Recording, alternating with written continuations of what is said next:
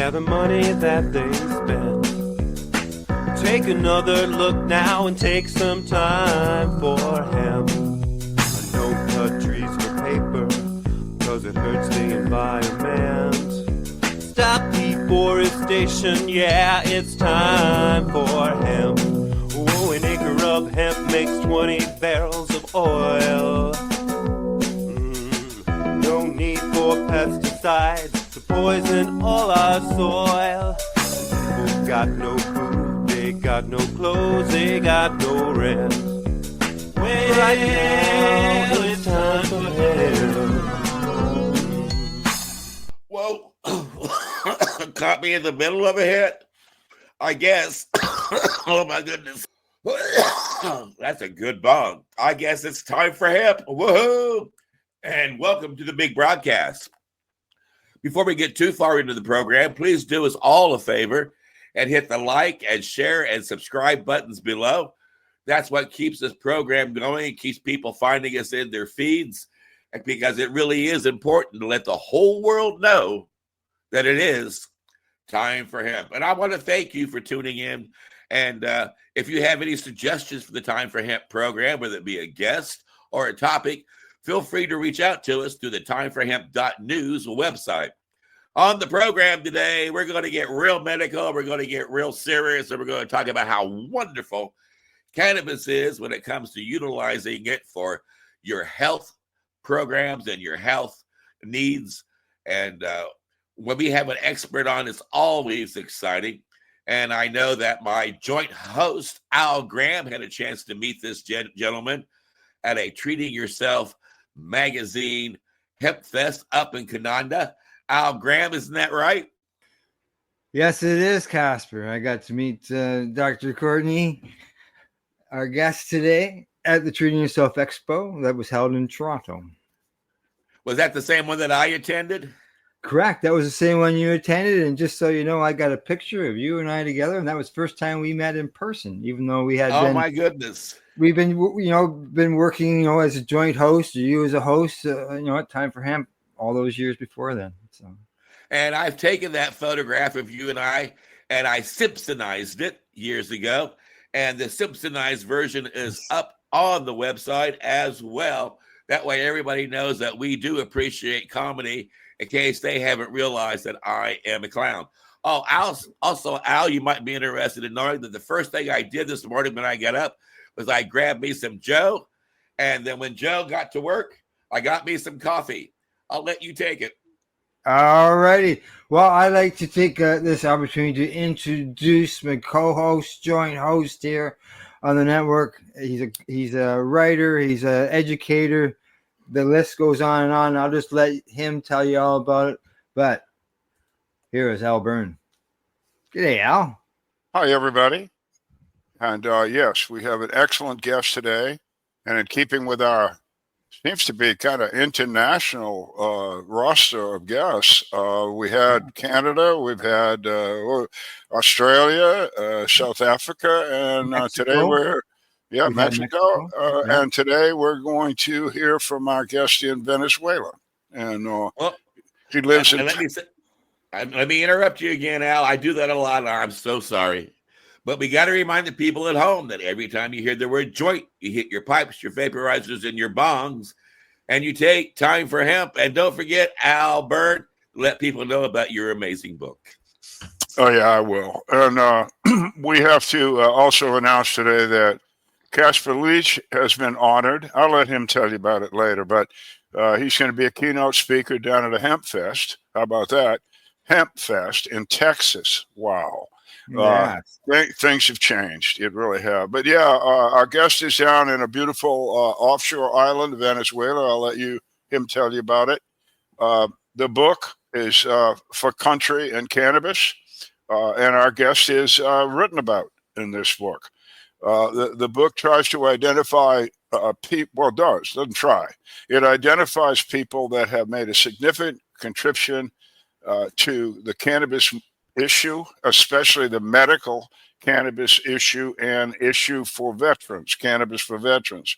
So I concentrated on those two areas, and our guest is involved. And I'm really happy here because this man is going to tell you about cannabis nutrition. Nutrition. This is nutrition is essential for health. So it's really a lower level of understanding. You got to know what you're eating and how good it is for you if you're going to be healthy. Our guest will explain that, and I'll just reference a book I produced back in 1997. It's called Cannabis in Medical Practice. And it has a chapter in there that is a complete breakdown, of the cannabis seed, the oil contained. It's a remarkable piece of work. It was paid for and done by a friend of mine, a lawyer named Don E. Wirschafter. We call him Donnie. And it's still valid today, and it's excellent. So if you're a nutritionist and you're listening and you want some really low down on that oil and that product, Cannabis in Medical Practice. My book is more about, again, the people, and I hope it's part of the educational process for anybody that wants to get a hold of the book. It's available anywhere. It's a hardcover. It's an ebook. It's anything you want. So to get to our guest, a medical doctor, I first came across years and years ago when we talked about having him as a speaker at one of our Patients Out of Time conferences. I'll let him tell you where and when. I know it was back there somewhere, but he intrigued me then, and he's going to intrigue you now. So let's welcome Dr. Bill.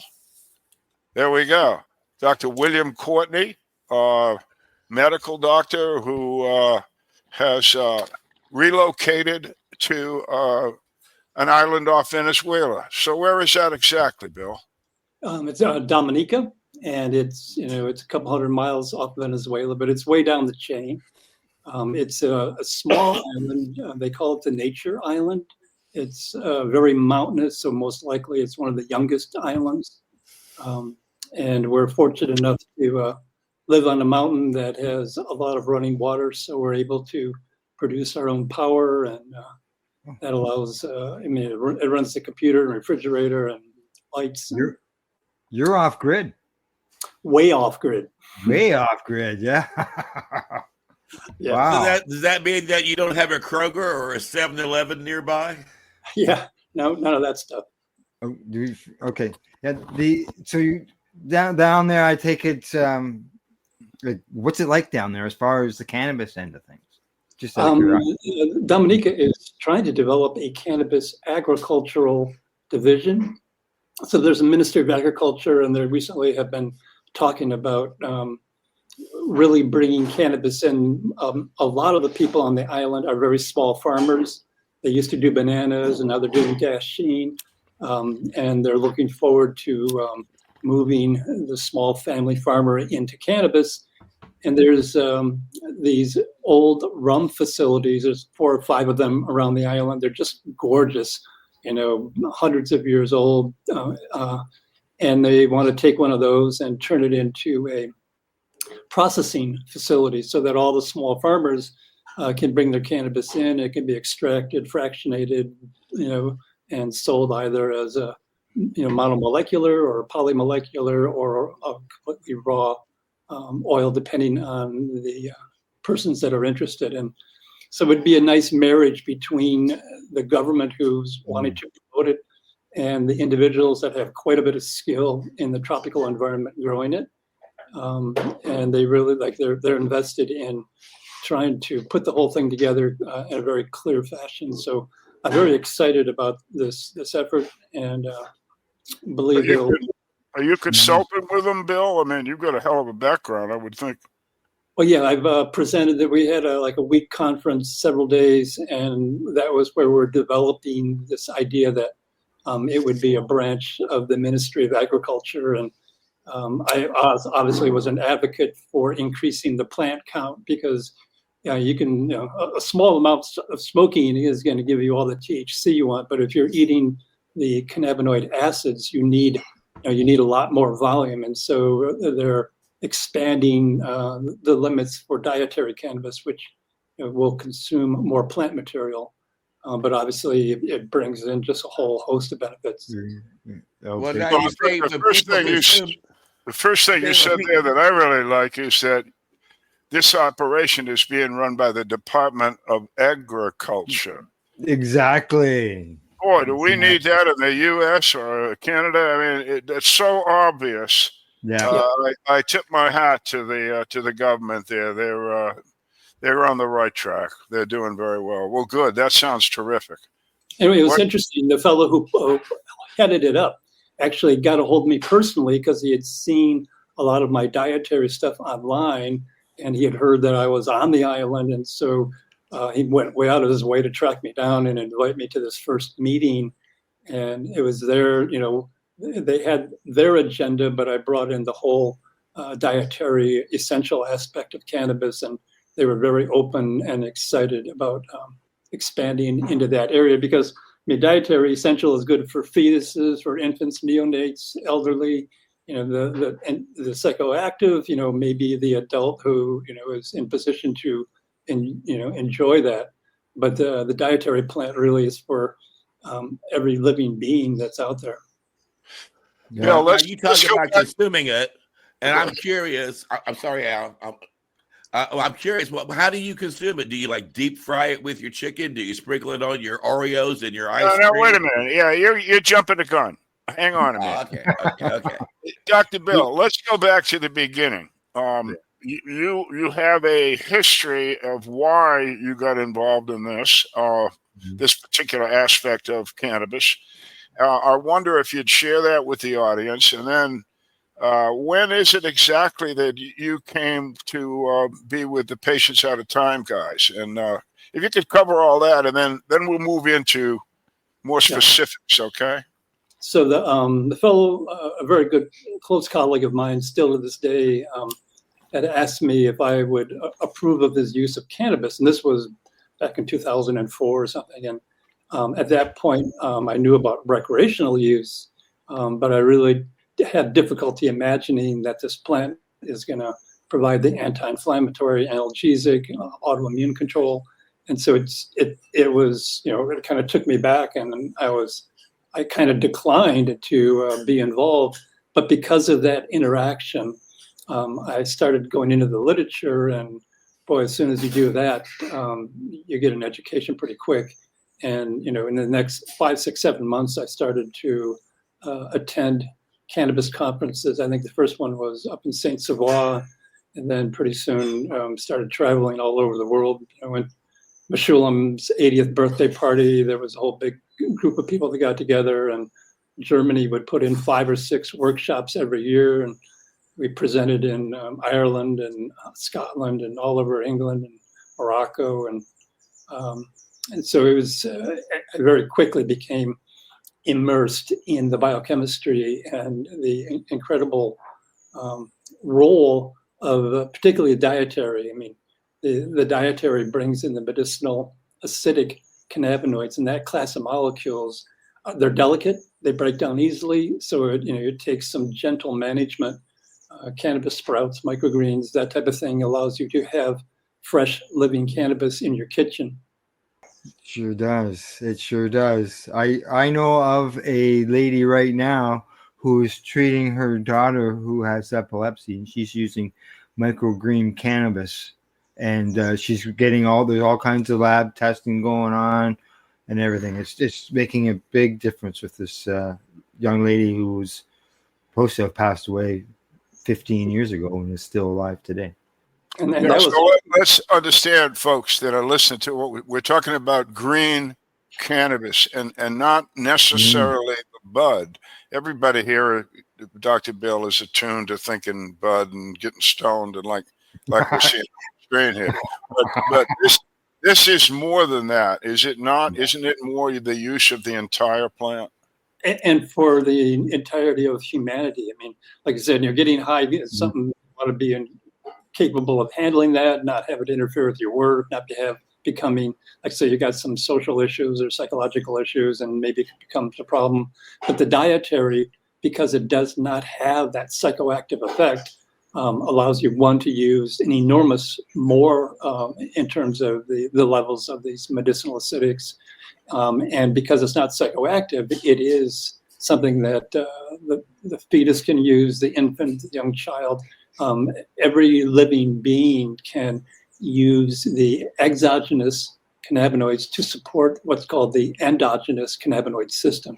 So the cells of your body are regulated by the ECS, the endogenous cannabinoid system. And if people take away one thing from today's talk is go to Wikipedia, look up the endogenous cannabinoid system. There's hundreds of links. And by the time you follow several of those, you'll really understand why it's so critical that we allow this plant into our diet on a very regular basis. And we pursue prevention rather than treatment. I mean, cannabis for a long time was for the management of pain and treating symptoms or conditions that you have.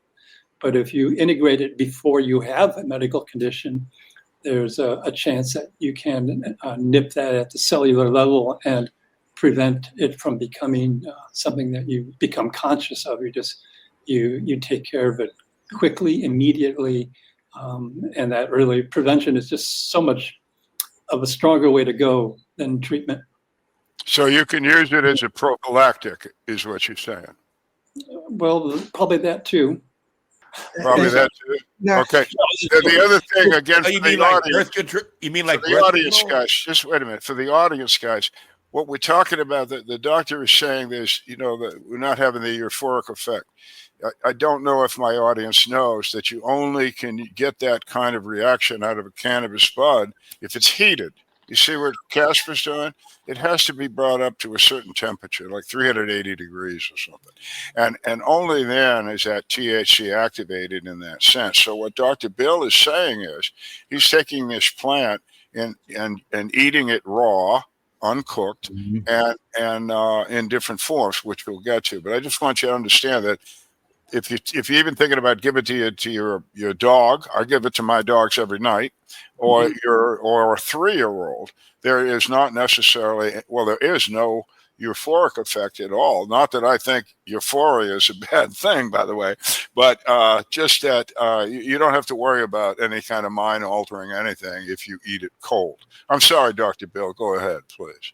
Well, and that's an excellent summary. And once you know that you can blend it, I really like the way banana really covers. I mean, it does have a lot of taste and some texture, but if you mix, you take the leaf. I pinch the stem off because there's a lot of fiber in there, and then you just take the leaf, soak it for a couple hours. It swells up or macerates, and then once they've swollen, then you can blend them into a fruit drink or a vegetable drink. And you just want to be careful that a lot of the blenders these days are very powerful, like the BlendTech or the Vitamix. Those are designed to cook soups in the blender. So if you have a very powerful blender, you have to be very conscious that if you're going to make a non-psychoactive cannabis drink, that you don't want to over blend it and cook it. And so if you feel the glass and the glass is warm, that meant, because some people really want to blend it very smooth, like they want to make it for a friend and they want it to be very pleasant. So they want to really blend it so that there's no texture. But if you walk down that path just a little bit too far, you begin to decarboxylate the THC acid. You can end up with a very psychoactive drink. I mean, it'd be like eating 5, 6, 7, 10 brownies, which is more than you recommend at a given moment in time. For most people. You mentioned soak your leaf. What are you soaking that leaf in? You can soak it in water. That's the simplest. You can soak it in hemp milk, which has a lot of protein. The intestine. I mean, hemp milk is a wonderful way to go. You can do it in kefir, which has a lot of flavor. You can get a fruit flavored kefir. So any liquid is fine. Obviously, water is the easiest, cheapest, but the other ones cover the texture and flavor quite a bit. And so lots of times I really enjoy using the kefirs. When I can get a hold of them. They're a little bit rare on our island here. So, Al, you said it was a prophylactic. Does that mean that when people eat cannabis, they're going to get sterile? That explains why people who smoke pot don't have kids, right? No, I meant prophylactic as a means to possibly put off a bad event or a bad Oh, okay. situation. For instance, you don't know looking at me, but I have my eye here is pretty much all plastic. And for a couple of years, I was blind in that eye. And the very talented surgeon put me back together. And I have 20/15 vision in that eye. I got like a bionic eye. It's incredible. But the point is, when your eye is traumatized, not only did the injury hurt me and do mess with me, but that you get glaucoma from the intraocular pressure of your eye gets higher to a dangerous level. You go blind, etc. When I first had this injury to my right eye, the surgeon told me that I could expect a glaucoma also in my left eye. And I told him at the time that I was using cannabis, and he said, keep doing it. I think that he thought that it would relax me, which it helped me to do, my anxiety. Obviously, I'm going blind. But he was astonished when the glaucoma did not show up in the other eye. So that's what I mean by prophylactic. It can help you. Okay. Am I close, Phil? Well, you're right on. I mean, and if it had been a part of your diet as a child and a young adult, then probably the first eye would have been managed as well. So, that's where the dietary thing is critical, and its safety and tolerance. The fact that anyone can tolerate it makes it possible to integrate, and that allows you to go down the path of prevention. So would you agree then that maybe cannabis prohibition, which prevented human consumption of cannabis or hemp through eating animals or whatever, or plant material, has maybe contributed to things such as autoimmune conditions? Oh, definitely. I mean, as soon as it was in the early period, it was like found in 143 medications used by the pharmaceutical industry. Doctor, does that mean that when I come to your house for dinner, you're going to have cannabis in your salad and cannabis in your potatoes and cannabis in your desserts and cannabis in your drinks? I mean, am I going to walk out of your house so stoned that I won't be able to get home for like a week? You won't be stoned, but you'll have cannabis in everything you eat. I mean, you can dice it, you can blend it. It's the heat that takes the non-psychoactive THC acid and turns it into the psychoactive THC. So as long as you're not heating it, you're able to consume it. And the more you consume, the better you'll be over time. I mean, it doesn't have an instantaneous effect like smoking, but it does affect the function of cells, the integration of cells, the ability for total body regulation. So when you build it into your diet, you probably don't even reach a plateau for a couple of months. But at that point, your intake will suddenly equal the metabolic loss. And so you'll come into a plateau. If you eat it regularly for several months, then suddenly you'll reach your maximum theoretic level. Dependent. So what kind of response does my body give? I mean, I guess eating cannabis makes you live longer and look healthier. I checked your Wikipedia information. It says you're 217. So that must be from all the cannabis that you've consumed, right? Well, 215 was my age, but I had a. And I'm going for 420. Yeah. Well, listen. How is it good for? How is it good for? I mean, will I notice something when I start? Will I feel more energized? Will I look younger? Will I look like Rock Hudson? Will I want to go running? What? Probably Rock Hudson. No, but you're actually assisting cell regulation. So that doesn't occur in minutes or days or weeks. It occurs totally beneficially over months, and then continues to be beneficial. So it's a slow dietary process that is involved in kind of restructuring. So if you look at the endogenous cannabinoid system, it really is useful in supporting that. And when you support that, you do support cell regulation and regulation of the whole body, the regulation of systems. So it's an important element that is we need to get it in the diets of 800 billion or 8 billion people, because it really is valuable for each and every person on this planet. Well, is it hard to cook with and work with? I mean, does it take so much extra preparation that when you're putting together your meals, it just takes longer and it's more of a problem? Or why don't people just do this naturally? When you say cook, that kind of raises the hair in the back of my neck. If you use it, if you prepare it for food, it's good. If cook involves heat, then all of a sudden you go down the decarboxylation psychoactive thing. So yeah, you definitely want. There's a skill set that takes time. Because of its fibrous nature. You want to get it diced very fine. I like to blend it so that it becomes very smooth, but being careful to not over blend it, because, like I said, then you can suddenly be amazed at. And then another one is a pesto pasta. Absolutely love it. The basil really covers the flavor of the cannabis. You can have a lot of cannabis in pesto. It won't even taste it, and it's absolutely delicious.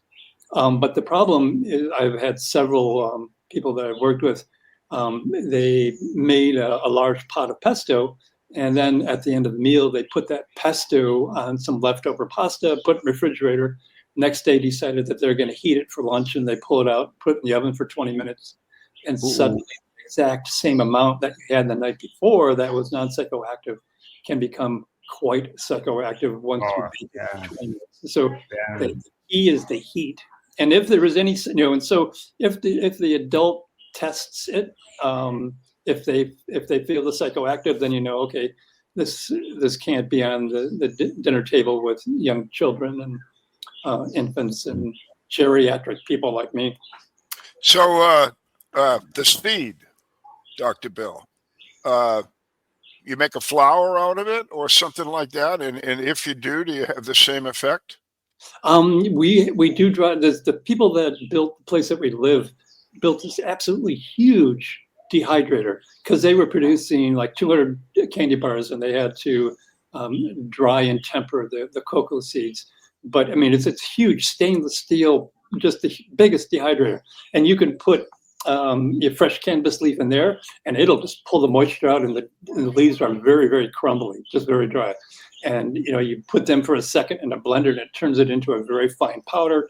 And you can take a tablespoon of that, and you can put it in anything, but you really just always got to be aware that you don't want to put it in something that's hot. I mean, if you can blend it into a drink, you can put it into a salad dressing, you can do all kinds of stuff with it. And it really deals incredibly with the fiber problem of cannabis. I mean, until it's dried and crumbled into a powder, it's gonna put a texture. Like I said, if you can manage that by blending it to make it smooth, as long as you don't over blend it. But once you got the powder and it's not been decarboxylated, it's real easy to put into a cold spaghetti and into a pesto, into a salad dressing, pretty much anywhere you want. Okay, so but the deal is here, folks, again, the doctor said it 5 times, it has to be kept cold from beginning to end. It must remain cold. So even if you sprinkle it on hot food, you could have just messed it up. Cold. Not so much. You can put just a little transient heat on hot food. It's not so much an issue. But if you if you had a bunch left over and you mix, like I said, and you make a pesto sauce and you put it in the refrigerator, and then you want to reheat it, and you reheat it for 10, 20 minutes, then you'll have a noticeable decarboxylation. But if you can sprinkle it on warm food and it's not going to decarboxylate. So you could do it just like sprinkling cheese on spaghetti. You could sprinkle some of that on your spaghetti sauce. You put Okay. Well, that's cool. All right. Yeah. Well, now giving it to infants, do you put it in the formula? I mean, because you said it has to be kind of like thick. You don't want to blend it too much. Generally, go ahead. Generally, the mother's eating it and passing it on through breast milk. Yeah. You can, if they're taking a bottle, you can blend it, but that's where you'd want the very fine powder and mix it in with whatever type of milk that they're consuming. And so as long as it's not been heated, it's not psychoactive, but always test it. Like if it's something new that you're trying, have the adult who knows take a teaspoon and let it go 10, 15 minutes. And if there is no effect, then okay, in fact, there has not been any inadvertent decarboxylation along the way. Now, you said that you also like to use banana and I think coconut was another one to kind of like hide the flavor. Yeah. But my curiosity is, when you add this to your foods, does this just normally mess up your food? Does it normally just make your food taste nasty? I mean, what? It's if there's some kind of a sauce or flavor, if there's some flavor to the food, it's not going to affect it. If you're going to maybe put it on pasta all by itself, and so all you would have is cannabis powder, then there would be a flavor. But if there's anything else that's going on, the flavor just blends in, and it's. Really? So if you did that on your spaghetti, it wouldn't be as if you got all of a sudden you're tasting chlorophyll. Yeah, no. It tastes. This stuff's cannabis leaves, and they taste bitter. I mean, what Dr. Bill is saying is you want to mask the flavor of the cannabis leaf, because it's not something you'd go out and seek out just to eat. But if you take the cannabis, down in Jamaica, they have the locals, at least the Rastafarian folks down there, the mothers, who are called Roots daughters down there in Jamaica, that use cannabis. They give their infant, Dr. Bill, at birth, a cannabis tea. So what's this tea thing? Is it simply if it's tea, it's probably been heated, so it's going to have a mild psychoactive depending on the strength. And so if the child's irritable, or it's a strange new world, or they're emotional, and then you're using it in a kind of more of a sedative fashion. If it's raw, then there is no sedation, and so the child could still be upset and irritable. And so if it's a heated product, then you titrate its strength, and you allow the child to kind of calm down, if you will. Okay, so I'm sure it's way diluted. And I was just wondering whether you would interpret that as a nutritional additive at birth, and you've defined it as a sedative, pain control, or whatever little babies feel. None of us remember. Yeah, but if the mother's eating a lot of it and it's in their breast milk, and if you blend it into their milk without heating it, without cooking it, then they are ingesting it directly. Or if the mother has it as part of her diet during the pregnancy, that brings another question up. Let's go to mother's milk, because we're talking nutrition here for infants even. So mother's milk has cannabinoids in it. Now, correct me if I'm wrong, Dr. Bill, but I remember studies out of Meshulam's lab in Israel. I forget which particular lady did the work, but that said that if certain compounds are removed from the cannabis plant, the supposition would be, I think it was done with mice or rats or something, that the young mice, the baby mice, would not suckle. And then the return of those compounds to the milk, the babies survived.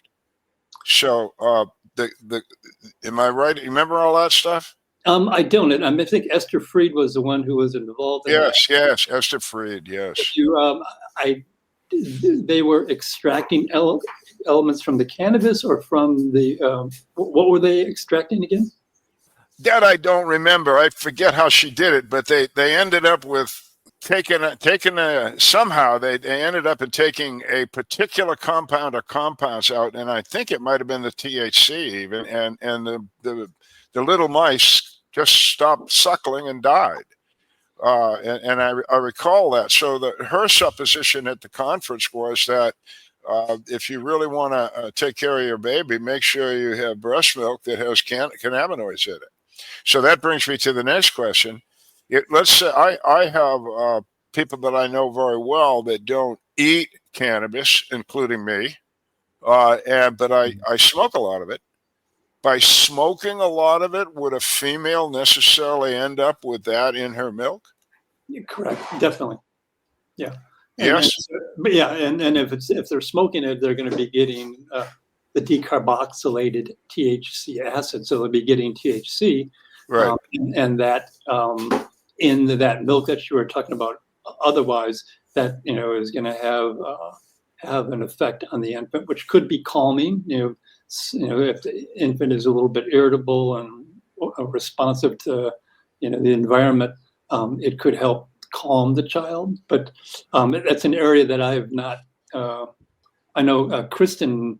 We used to do a lot of conferences together with young children, which we were nursing, and there was a lot of questions and concern about our babies being able to access it, and Kristen has written articles in that area where it's kind of I gotta point out Melanie Dreyer. You know Melanie. Yeah. Dr. Melanie Dreyer is one of the more famous nurses in the world, and she started out her career working for the federal government. They sent her to Jamaica. That's how I learned about Roots Daughters from Melanie.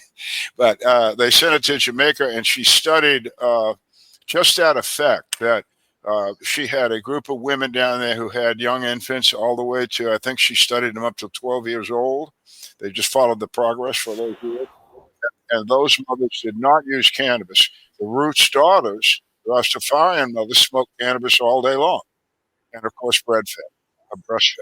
And what we found was that there was no negative to that. In fact, the children that are now children of the Roots Daughters mother did just a little bit better in almost all child categories. Just not a hell of a lot, but a little bit. And she just assumed that little bit better was because of the social atmosphere the Rastafarians have, and the kid would be more, more like kid. But anyway, there was no negative. So again, I just want the audience to know that it's been studied. If you want to look it up, if you're a lady and you're pregnant or you're breastfeeding, her last name is Dreher, Dreher. She's an RN, PhD, FAAN. She's a very, very famous nurse. And the study that she did in Jamaica indicates that your kids will be fine. I'm sorry to interrupt. Bill, this might be time for us to put up your diagram so you can explain to people. That's what I was going to suggest. Yeah. That's where I was just waiting to go to as well. I'll bring that up and we can go to it. Here we go. All right. There's the chart. Yeah. Well, tell us about it. Well, I've been working with this chart for a very, very long time. And what's interesting is that there's six or seven cannabinoids, and some estimates are that we're close to 150. And if you look at just this very small group of cannabinoids, it's mind-boggling. I'm not sure my finger is going to show. Does the mouse show on your side? Yeah, I can point to where you want me to. Okay, so I mean, essentially, just kind of go slowly. Start over here in the blue, the anxiolytic. Okay, right here. Yeah, and I'll go clockwise. Go by the word anxiolytic. Yeah. Okay, so that means it lyses or reduces anxiety, and now we're talking about CBD. And you notice that the only cannabinoid acid is THC acid, where in reality, when you use the raw plant, each and every category has a medicinal acidic form. So there would be a CBD acid, a CBC acid, a CBG acid, a THCV acid. And so it's interesting, so if we go through, you name a food out there. I mean, cannabis is obviously the ultimate superfood, because when you consume this, you're getting an anti-anxiety agent, and you don't really can get rid of maybe the Valium and lorazepam and everything else. It's also an antipsychotic.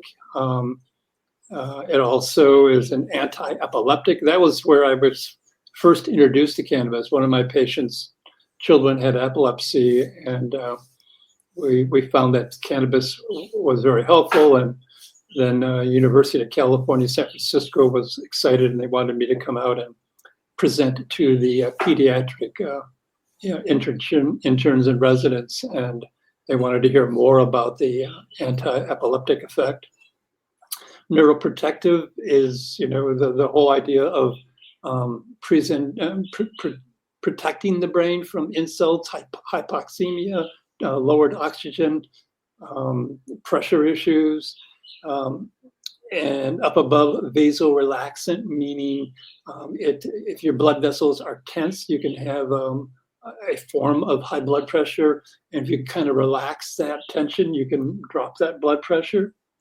And it's also a muscular antispasmodic. So, it is useful to kind of, if you're kind of tense and you've got contraction of muscles in your neck and you're getting headaches, or you got contractions in the low back, it can help relieve that muscle spasm.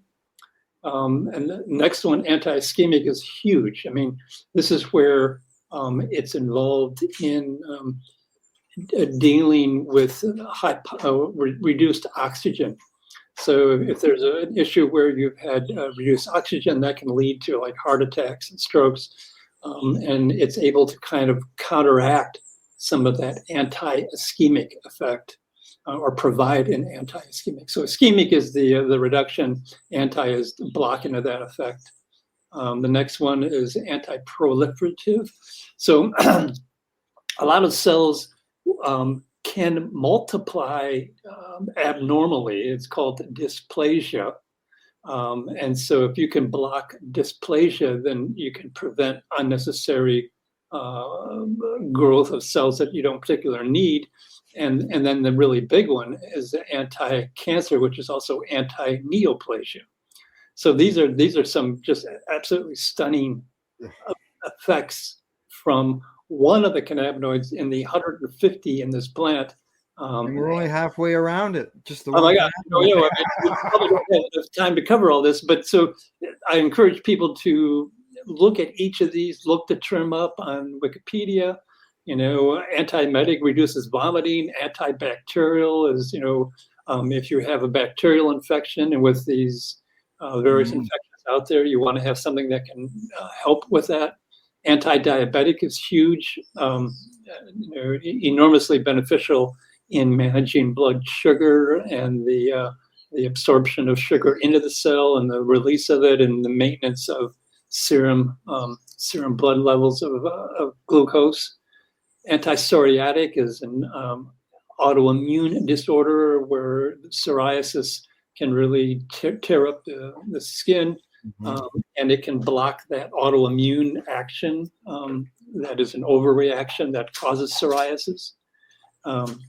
Anti-prokinetic intestinal, so it can help with the kinesis, the motility, which maybe if you're hyperkinetic, you could have the passage of stool before it's completely dehydrated, and then you could end up with diarrhea or a runny stool. I have Crohn's disease, so Crohn's, ulcerative colitis, analgesic, so pain relief, bone stimulant, bone growth, huge in the ability to. There's an osteoclast that breaks down old bone, and then an osteoblast that comes through and rebuilds it. So this bone turnover is something that is constant throughout your life. And its ability to stimulate the removal and rebuilding of bone to keep that bone structure up, so that you don't have a osteoporosis. As you get older and you break your hip, is because you have not been rebuilding the bone as fast as you break it down. So you need a really good balance between the osteoclast, which removes bone, and the osteoblast that replace it. And this can be very helpful in maintaining that healthy balance. Anti-inflammatory, absolutely huge. Inflammation drives so many conditions, aggravates so many conditions. Immunosuppressive. So the T cells are, part of the immune system. there's actually one cell called the antigen presenting cell, the APC. It's a large white blood cell, a macrophage, and it's monitoring for abnormal growth. So if it sees a little bit of abnormal growth, which could be a dysplasia, what it does, it will actually bite the antigenic surface marker off of the aberrant cell and then present that to the local lymph node, which then mounts a response, and the T cells, T killer, T helper, T regulatory, the whole system, antibodies, they all go out and are involved in removing that aberrant cell.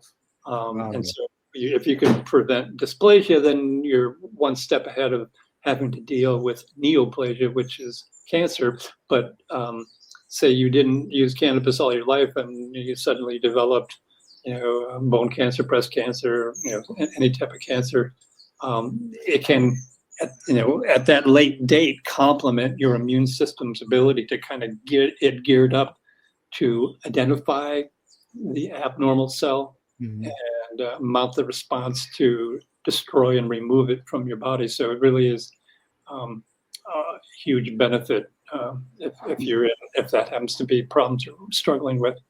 Yeah, I could see that, and because when I used to hand out this card, people would ask me about that. What's this immune suppressive part of it all? And it's generally, if you have an overactive, if you have a hyperactive, if you have autoimmune disorders, it can help suppress an immune system that has become overactive. Yeah. They call it autotoxis horribilis. I mean, that's where you have self-assault by your immune system, and obviously that is not beneficial, and you want to regulate that, downregulate that, so that you don't end up, causing a lot of immune conditions by an overactive immune system.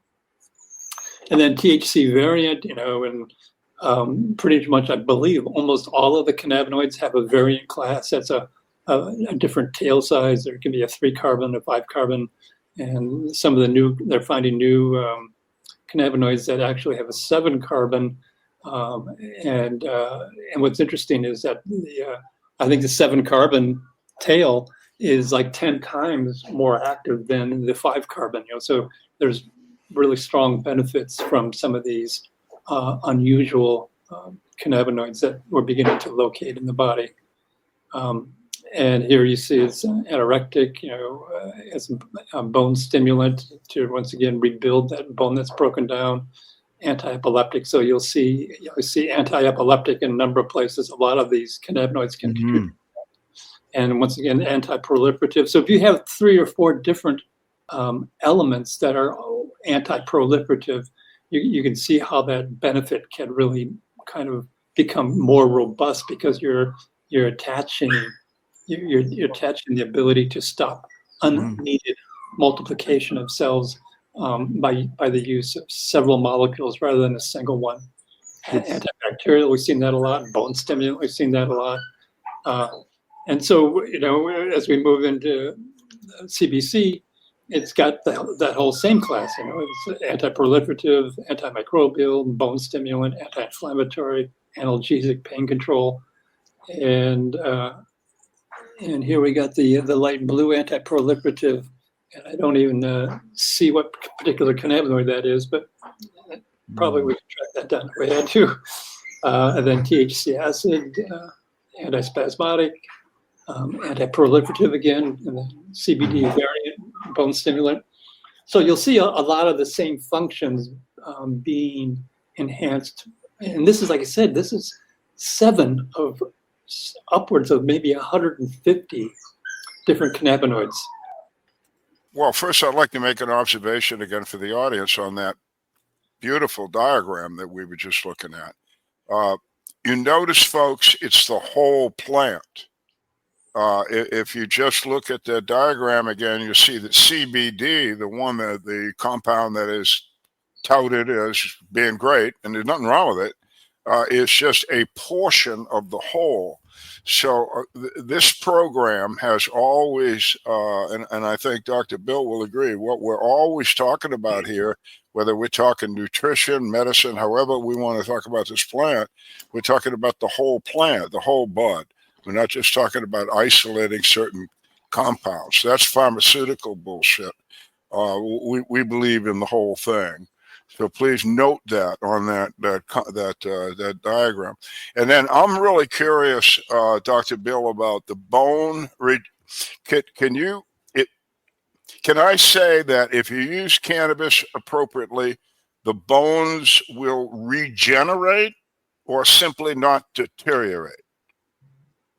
I believe there's regeneration. I haven't seen the research, but I know it facilitates the bone turnover. So the bone is under a very active ongoing process where the osteoclast will remove old bone, then the osteoblast comes behind it and lays down new bone.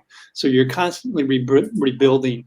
And in part, like say maybe you've had an accident or there's an issue that you're shifting weight in your body or your posture or whatever, it will come in and see where the stresses are and reinforce an area that may be experiencing increased stress. Wow. So it really is critical in the bone structure remodeling, which is a very serious, ongoing, continuous process. And as you get older, it probably becomes more critical, meaning your bones are in pretty good shape when you're young, but as you get older, you want to really optimize that bone remodeling process to reinforce any kind of changes that need to occur to kind of provide bone strength as you get up there to where people begin to break hips and they fall and break bones and stuff. So you want to keep those bones strong and healthy. Yeah, well, that's why I asked, because I deal with a lot of mainly Vietnam vets, but vets and the older guys, the non-vets. A lot of them have bone deterioration problems in different parts of their body. We tend to blame everything on Agent Orange, and it might be true. But I just wanted to know, because I've told them in the past that I knew in a general sense that I thought that cannabis would help bone structure. I didn't know what to say. And you just said that very nicely, and I'll use that information. So thank you. And then, with the Vietnam vet, they're looking for the psychological horror and terror of having gone through that.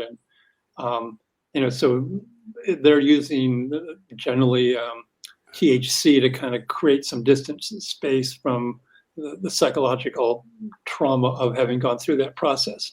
But we're talking about, kicking it up from the heated version, which decarboxylates all the medicinal acidic cannabinoids. So when you are smoking it, you take CBD acid and you break it down, CBC acid and break it down, CBN acid and break it down, THC acid and break it down, which is why you're heating it. It's just for that one cannabinoid. But at the same time, you're removing the medicinal acidics. And there was an excellent paper out of Oregon State University. I would like to get that linked over to you guys, because they were looking at, I think it's CBG acid and CBD acid, just two of the medicinal acidics, and they were finding a marked ability to affect viral attachment to the cell and then viral entry. And that type of activity could be critical if, this, H5N1 blows up, or, viruses will, forever are going to be a part of our life.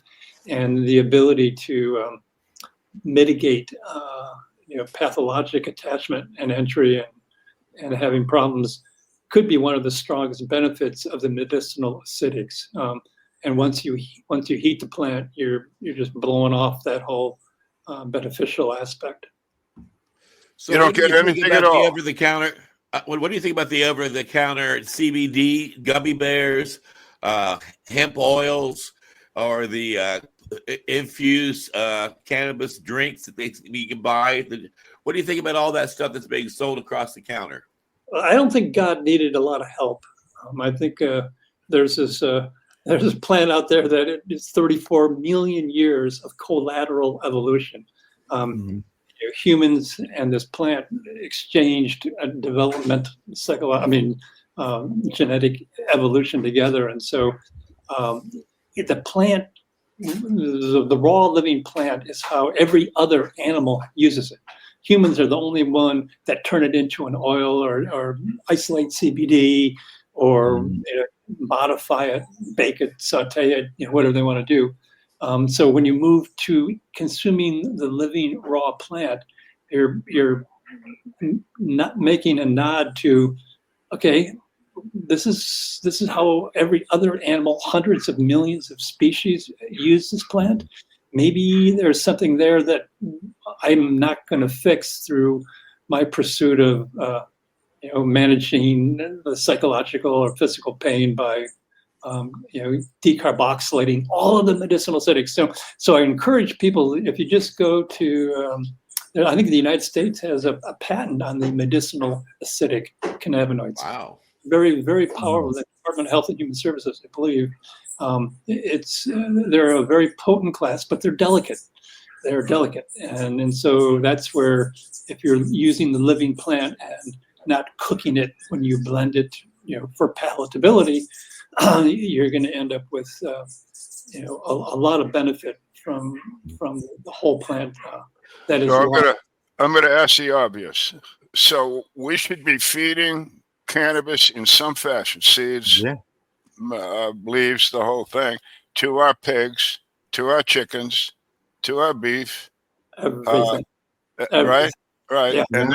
And then, I mean, we're all nodding our head. I mean, that's why I say I'm asking the obvious. So, but anyway, I want the doctor's opinion. So I eat my cow my steer that I've had grass-fed beef, and I subsidize it with all kinds of hemp seed and hemp leaves, and then I butcher it and I eat it. Am I getting that cannabis benefit out of that meat? I don't have a research paper to show that, but it would be my firm belief that their healthy use of that plant, even if it just allowed them to have healthier protein and less inflammatory side effects. I mean, if you keep the animal's health up, that's going to affect the quality of the meat, and that's and the possibility that if they're grazing and consuming cannabis regularly, that there's likely to be elements in that meat that are over and above. I would assume there is, but I'd like to see the research showing that. But that would be my null hypothesis. Yeah, well, I know what I'm asking, because I've talked to these guys and I want to get this on our show, at least pieces of it. There's a little video called Reefer Roasters, and I'll shorten it up. But a friend of mine got some chicks, had it fed on hemp seeds until they were frozen. We took them to Washington, D.C. We put them in the DEA's first chicken barbecue cook-off contest, and we won.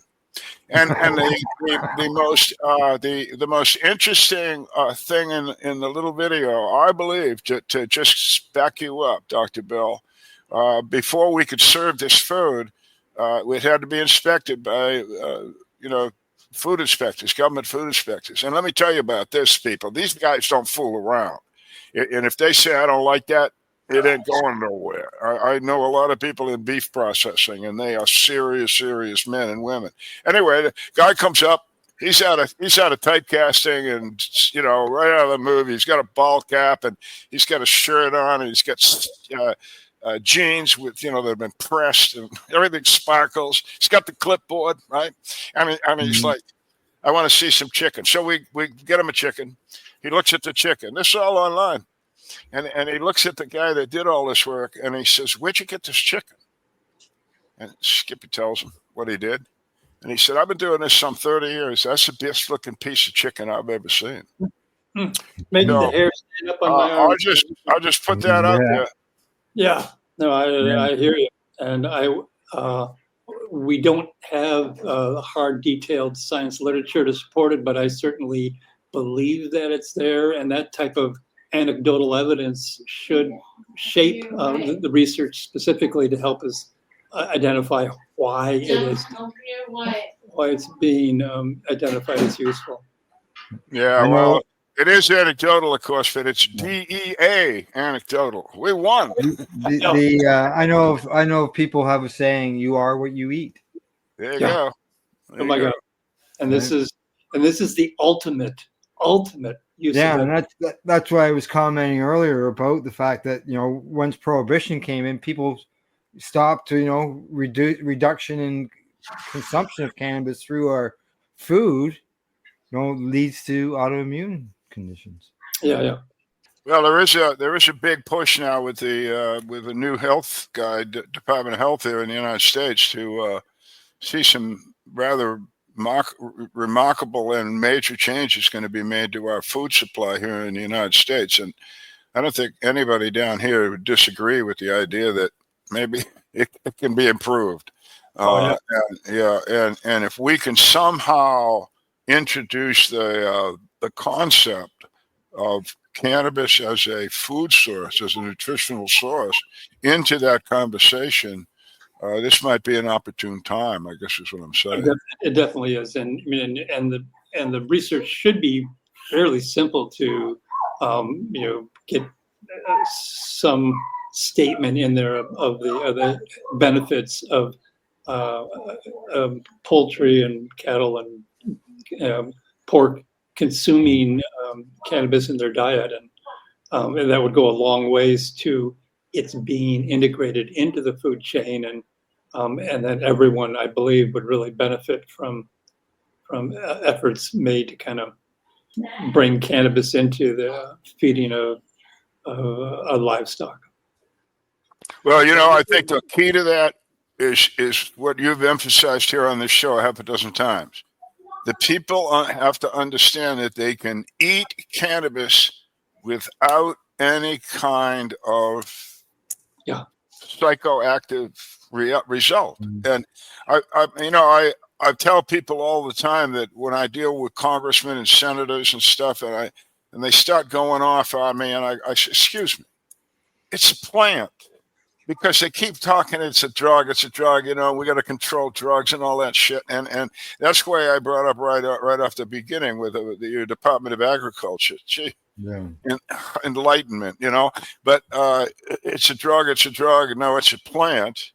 And then if we can understand it's a plant that's nutritious and it doesn't have psychotropic effect. But it seems so obvious, but I don't know how to do that. I don't know we can sit here and talk to each other all year. It doesn't matter. How do we get the world to say that? You've been all over the world, Dr. Bill. What do they say to you? Good luck, or what do they say over there?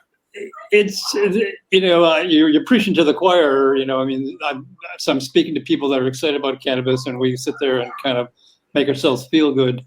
But the pharmaceutical industry does not want prevention kind of running away with the profits, and they are going to call the shots, and they're going to emphasize what they want.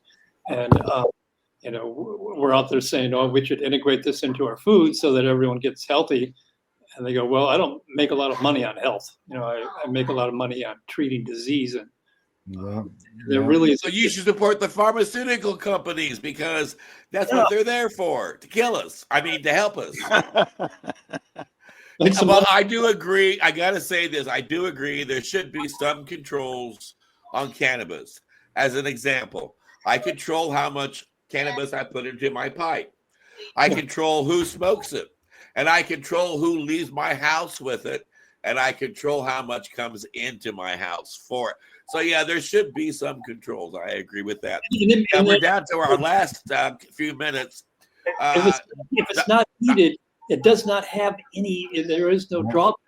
It's like it's like It's a vegetable, I think, is what the term you've used in the past.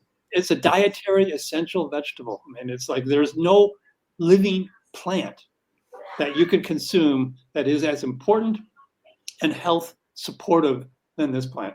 None. No, there's not even a close second. Wow. Doc, Well, we're down to the last is few there minutes any here, way- Dr. Courtney. Do you want to promote anything on the internet or let people know any party messages or thoughts? Every once in a while, I've had, if you go to YouTube, there could be a channel, and I don't know exactly of its current status, but at one point there was a video section that had 30 or 40 videos that really went over a lot of the presentations, probably the one that Al was referring to. And so that you can, it's all free education, and you can actually see the progression as you look at the date and see my thought process kind of being refined. Like I said, I started out not wanting to approve of its use by one of my most trusted colleagues. I mean, our two children played lacrosse together, and we kind of really have remained close. But because he asked, it turned my life around. I mean, because Wow. he said, "Would you? I really need this," and I'm thinking, how can that be? But once I took a look at it, it's kind of like, yeah, we all need this, and we need it not, in the heated form. We need it the way every other animal uses it. Just stop being so egotistical. I mean, it's like, if God needed us to kind of fix his problems, he would probably send us a letter or at least an email. So, Doctor, Al, any final questions? Well, yeah, just so everybody understands, you've said it, but let's emphasize it. The endogenous cannabinoid system is in every living thing on Earth, as I understand it, excepting insects. Is that a correct statement? I would have to study more on insects because they eat cannabis and they may have a different system.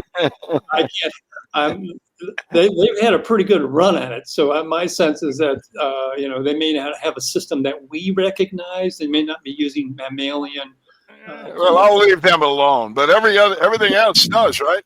Yeah, I mean, and their ability to kind of, I mean, I flashback one time I had this bunch of cannabis plants, and I was trying to kind of run them into the house to kind of blend them and juice them, and this goat was just kept trying to take the plants away from me. He was biting them.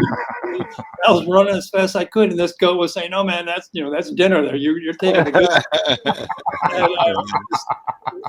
it left me kind of, I got inside finally with what's left, but the goat was pretty upset that. Well, Doc, we really have appreciated you coming all the way from Argentina to talk to us. Argentina, man, you're drifting me all over the damn world. Well, we're lucky to catch you then when you got nothing to go on. But, yeah, I thought it was Venezuela earlier. Yeah, but it's been a pleasure. It's been really not only entertaining but educational. Your breakdown of the plant and its uses is gold, and I'm sure it's going to go far and wide once people see that on your presentation here. So personally, it's good to see you again, and thanks again for coming by. Let me give you one last line. You only need cannabis as medicine when you forgot it as food. If you really grok that, it's kind of like, yeah, I think I just soon not get sick and need medicine. And it is so important for the prevention of disease, for the early management of disease. It really is, it's just the most important. It is the ultimate superfood in terms of health maintenance, disease prevention, disease, like I said, it can become therapeutic, but don't wait and get sick before you start it. Right. Use it and prevent, opt for prevention. Exactly. Get it in your body now. Yeah, get it in now. And, don't worry about it. Then in order to help with that, my last question would be to you. You mentioned at the very beginning, we talked about nutrition and all that and eating it, about turning it into a powder. Can you just quickly go over that process one more time? Like I said, right, that place I ended up moving into had this enormous dehydrator. And you can buy a little 9-tray dehydrator, that runs on a light bulb, and you can build one on your own. Pretty simple if you got a light bulb. And you just, we get these trays and you just sprinkle the leaf on there, and that very slow heat from the lamp will dehydrate it without decarboxylating it. And then the leaves will become very crunchy, and you just rub them with your fingers and they turn into a fine powder. And so you get a whole big pile of leaves, like if you're in a seasonal environment where, there's a particular vegetative phase, you can produce an enormous amount of bars of fine cannabis powder that you can then use, if you're going to have a winter season. But alternatively, you can come to Dominica and get over that winter thing. I would like to do that. I'm getting to that age. Yeah. It's super. Basically, as dry as you can get it, and just get it into dust, and there you go. You put it into a blender. You want to pinch the stem off because that's real fibrous. But once you pinch the stem off and then dry it, it'll turn into this really fine powder. If you want to get carried away, you can get kind of a coarse sieve, and you can filter that through, and that'll stop any little chunks that are behind it. Then you can get dried sugar leaf would add heavier amounts of cannabinoids to it with the terpene or with the trichomes that are on them. So yeah. There would you make a little dent in the terpenes when you're drying it, but at least you got a product that's good, for probably years. All right. Okay. Test that Well, out. Dr. Courtney, I have really enjoyed having you on as a guest. I consider you to be a very brilliant mind, and I have learned a lot, and I'm sure my audience has as well. We'd love to have you back as a guest in the future to share even more of what's inside that brain of yours and take time for hemp with us. Al Graham, you do a groovy radio broadcast up there in Canada, right? Is that pronounced Canada? Canada. And, Canada.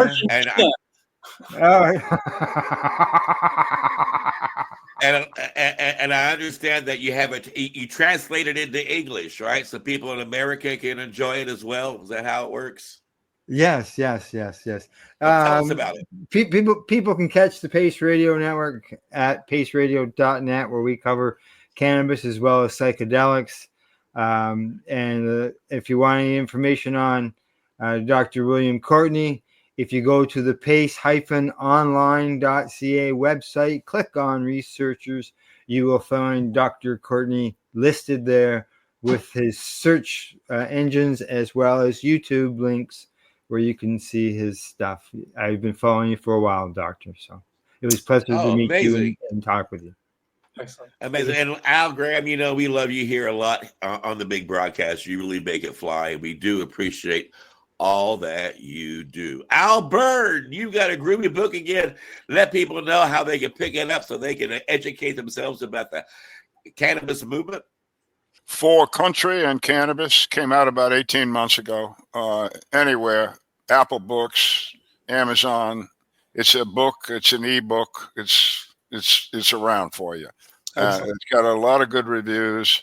I find that most of the people that come back and say something to me about the book is that some of them have read it 2 or 3 times, and they say there's just so much information in that book, and boy, I like hearing that, because I wrote it to let the history book be there. You can contest it or not, but I did the best to go back 40 years and figure out how we got here today, and who did it, and then along the way, I have a lot of information about how to use cannabis medically, or how people found out about this particular aspect of it, how the endocannabinoid system was found in the first place. The University of Indiana, do you know that? So there's a lot in there. I hope people enjoy it, and especially, if you do have a good rapport with your librarian or something, say, hey, I'll just brag up a little bit, Doctor. You may be just have been included in a really big time history deal. Time for Hemp, as we've talked many times, has this gigantic archive of really, really wonderful discussions with all kinds of folks, just like we had today, hundreds of them. Covering any number of different subjects. And we have been looking to donate that historical archive to some institution that would preserve it and spread the information in it in a bigger world. And I'm not going to tell you who that is, but we are actively negotiating, and they are interested as hell. They really think that what has been accomplished by Casper and Al is worthy of an institution type of research facility dealing with the cannabis plant and all of the ramifications around it. You know, the legal, the political, the medical, the whatever. So we're bragging a little bit. So you want to keep watching this show because evidently we're worth it. Excellent. I would have to concur. I think you guys are doing an amazing job, and I'm glad someone has the ability to put it all together. And anytime you want me to come along and blather, just let me know. Thank you so much. And thank you, Al Byrne, for the kind words about the archives here on the big broadcast. And Al is right. We have a lot of knowledge that you can find in there, and we are still growing. And I am blessed to have Al Byrne as part of my Time for Hemp family. He keeps me grounded, and he keeps me focused, and he does keep me motivated. And I'm so blessed for both my Als here on the Time for Hemp broadcasting. They are part of my family. And I'm going to be experiencing more members of my family on Memorial Day weekend, as Al Byrne alluded to at the beginning of the big broadcast. I am finally going to go out my cave and toddle on down the road, and I'm going to go and be part of a thing called the Texas Hemp Stock. And those who know me well know I don't go anywhere often because at my age, it takes about 100 people just to get me together. And but they talked me into it. They're a really charming group of people dedicated to what they're doing, and they are persistent when it comes to ending cannabis prohibition. You can find them online at the TexasHempStock.com. They are an amazing group of people. It's going to be all weekend, Memorial Day weekend. And the little town that's going to be at, I think it's called Music River, Texas. I have to look it up again. But it's along the border of Colorado and Texas. They got 4 stages. They're going to have about 30 different rock bands and musicians playing at different venues along the way. They got campgrounds available. We got like almost 28 different speakers, and 2 of the keynote speakers at the event is Paul Stanford, hardworking activist up at Portland, Oregon, and yours truly, Casper Leitch, here at Time for Hemp. And if you want a doc in the box, I would be willing to participate, and people can ask me questions. So I got heart disease, I got cancer, I got autoimmune. So we can just have a kind of Q&A with a little computer off in the corner, and people can ask questions. I'll let them know that because the people on this team are also very astute in AI, and they also reality augmentation, and they're going to be developing a 3D studio for the Time for Hemp broadcast, and they're going to develop little avatars for myself and for my joint host and for all the guests that come on. So as they go through the archives and dig out the best of the information, they'll be able to have like Jack Hare come out and sit down and have a chat with Al, and me here at Time for Hemp. Look at all that money, yeah, the money that they spend. Take another look and spend some time for him. Don't cut trees for paper, cause it hurts the environment. Stop deforestation, yes, it's time for him. Whoa, an acre of hemp makes 20 bales of oil. No need for pesticides to poison